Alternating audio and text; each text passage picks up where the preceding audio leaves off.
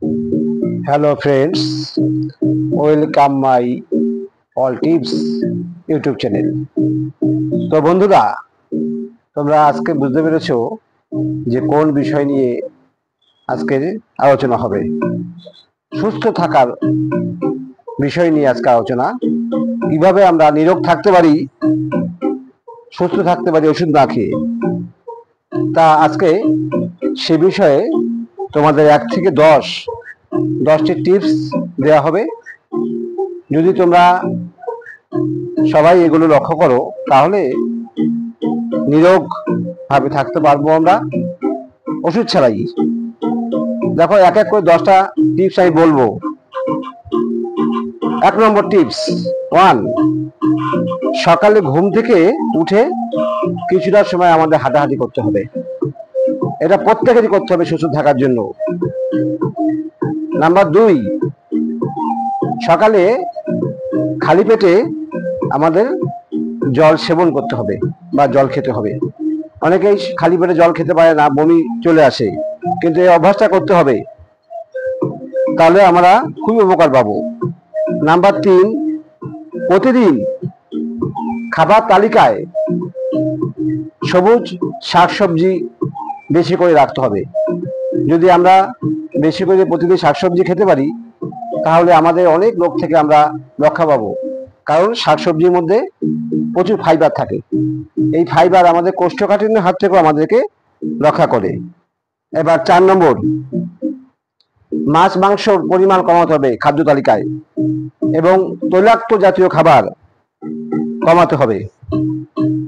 বেশি তেল জাতীয় খাবার খাওয়া বন্ধ করতে হবে। নাম্বার 5, প্রতিদিন একটা করে ফল খাওয়ার অভ্যাস করতে হবে। প্রতিদিন দামি ফল না খেতে পারলেও কম দামের অনেক ফল পাওয়া যায়, যেমন ধরো কলা, পেয়ারা, এগুলো আমরা খেতে পারি। নাম্বার 6, একবারে বেশি করে না খেয়ে বারবার অল্প অল্প করে খাবার অভ্যাস করতে হবে। এতে আমাদের শরীর সুস্থ থাকবে। নাম্বার 7, খেতে খেতে জল খাওয়ার অভ্যাস ত্যাগ করতে হবে। খাবার কিছুক্ষণ আগে বা খাবার অত্যন্ত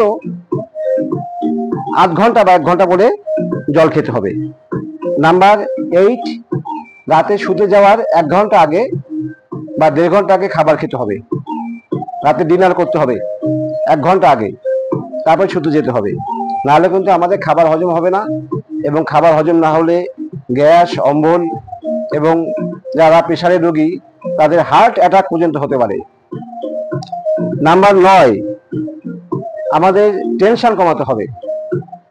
আমাদের প্রত্যেকেরই টেনশন আছে, কিন্তু যথাসম্ভব এই টেনশন কমাতে হবে। টেনশন কমালে শরীর ভালো থাকে। আর যেটি লাস্ট টিপস নাম্বার 10, প্রতিদিন আমাদের কিছু সময় মিউজিক শুনতে হবে, অর্থাৎ গান বাজনা, ভালো গান বাজনা শুনতে হবে। তাতে কিন্তু আমাদের মন ভালো থাকে এবং আমাদের টেনশনটা অনেকটা কমে যায়।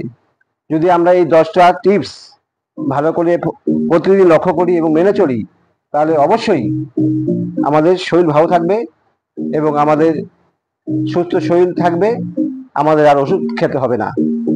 আপনাদের কেমন লাগলো আজকের এই টপিক বা ভিডিও, তা অবশ্যই আপনারা জানাবেন, এবং পারলে আমাকে সাবস্ক্রাইব করে আমার সঙ্গে থাকবেন, পাশে থাকবেন।